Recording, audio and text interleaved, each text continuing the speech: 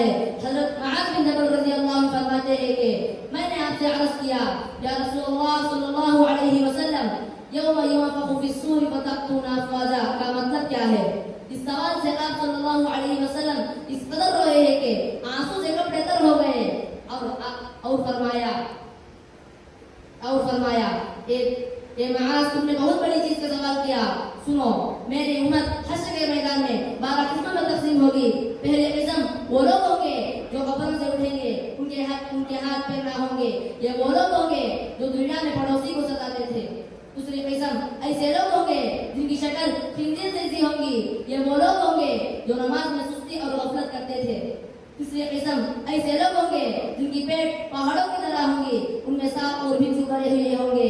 ये वो लोग होंगे जो माल की ज़कात अदा नहीं करते थे।